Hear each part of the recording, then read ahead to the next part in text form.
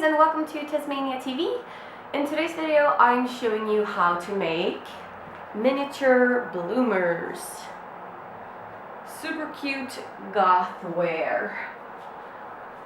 The fabric that I've chosen to make these in is a black and white stripe one. They're non-elastic cotton, but you can use anything you want.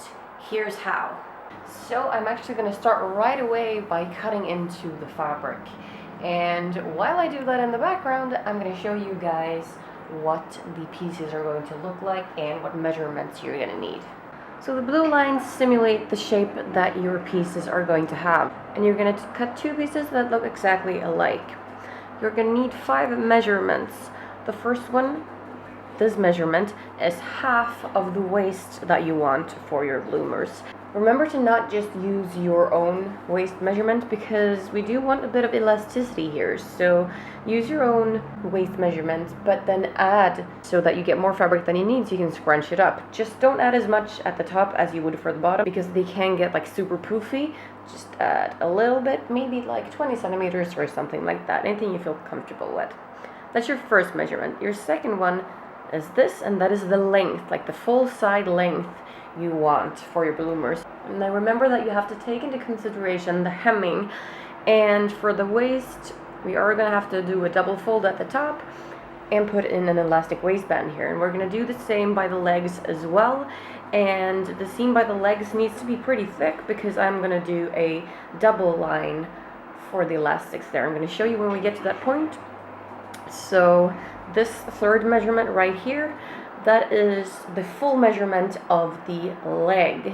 So you just kind of measure around your thigh and then add, like, just maybe double it or something, because we want it's a lot of scrunching up here. That's what makes it that real, like, bloomer's poofy shape. The third measurement is the inner leg length, and again take into consideration the hemline here. And the fifth one is half of your crotch measurement. If you need to look at this a little longer, go ahead and pause right now.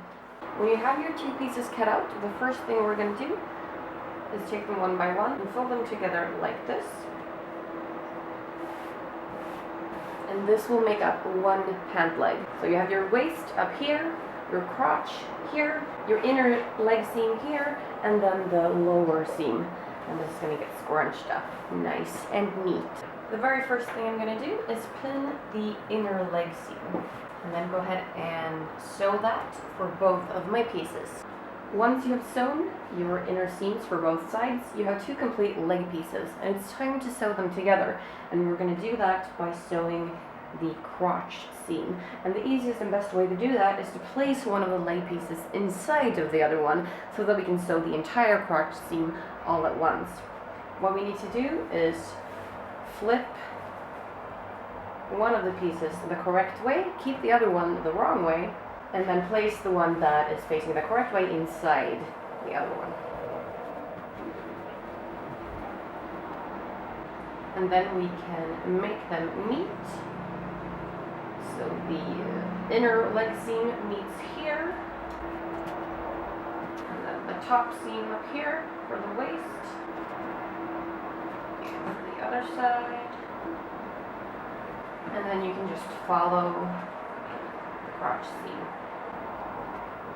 I'm not being as neat as to make sure that the patterns line up, because I don't really care that much. I think it kind of looks pretty cute when things aren't super symmetrical and stuff when you use patterns, but that is all up to you. Then once you have pinned all along, you can go ahead and sew the entire crotch seam. With your crotch seam done, you can go ahead and flip them back the correct way. As you can see, we now have a pair of pants, and the pant legs are pretty enormous, but we're going to scrunch them up. Before we get to that though, we're going to take care of the waistline. This is the elastic band that I'm using for the waist, and it is a 14 millimeter thick one. You can use any kind you want, but I like to using a little bit thicker for the waist and then the thinner ones for the legs. So the easiest way is actually turning these back inside out like this, and then folding the waist over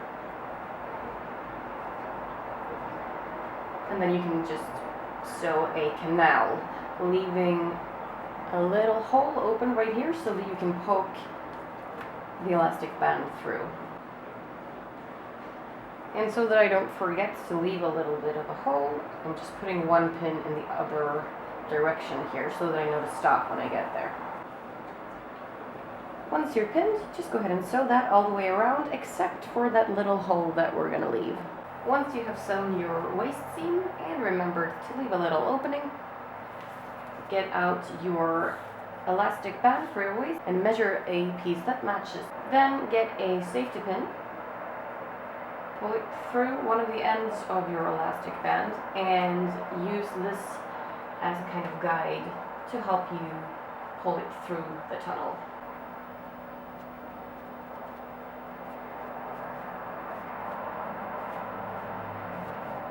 And just keep feeding it through all the way, and remember to keep an eye on that loose end so that you don't pull that into your pants.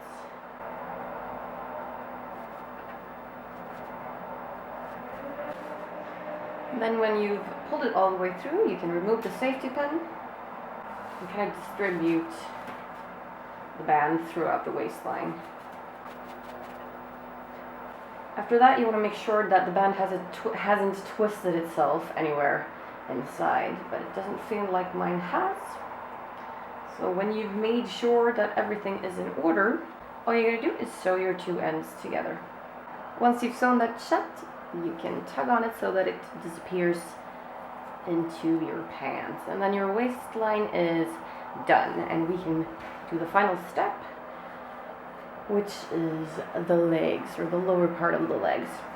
Now we're going to do the same thing here that we did with the canal upstairs, but I'm going to do this a little bit different. You can do it just like this if you like, and these will be the kind of leg endings or whatever you'll end up with, but I want to do this a little bit differently, and I'm going to do that by creating a pretty thick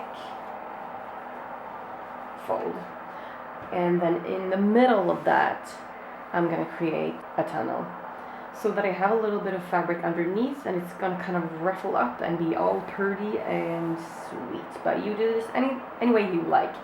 And now is also a good time to try your bloomers on to kind of make sure that everything fits and decide how long you want them to be. And then just go ahead and pin, and you want to make this straight, so I'm just using my measuring tape to make sure that we get the same thickness all around. I'm measuring 4 centimeters here, but again, you do what you want for your bloomers.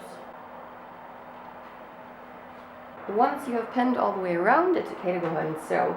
Start by sewing the line that's closest to the bottom.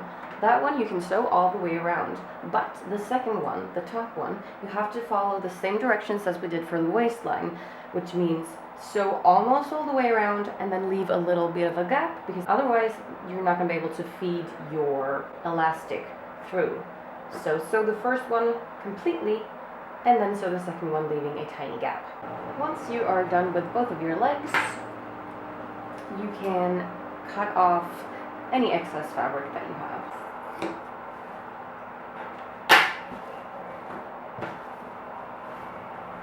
After that, you can flip your bloomers the correct way if you like, because it's time to try them on. Once you have them on, you need to decide how tight you want the legs to be. So get out your elastic band. The one that I'm using for the legs is a lot thinner. It is 6 millimeters.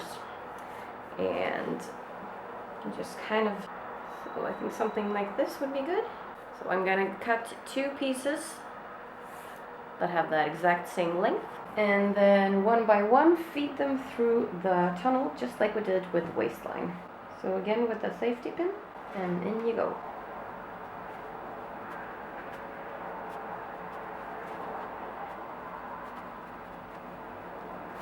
And then when both ends are fed through the tunnel, you can go ahead and sew them together just like we did before. After that, your mini bloomers are done.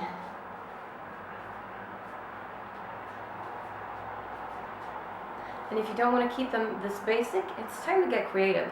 You can put your own personal spin on them. Maybe put like a little pocket, a little heart, some cute little bows, anything you want to do. And if you don't want to do something permanent like sewing something onto your bloomers, you can always use safety pins to apply these things with.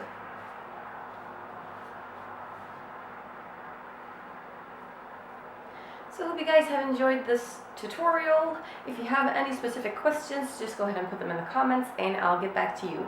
If not, thank you for watching and I'll see you next time. Bye!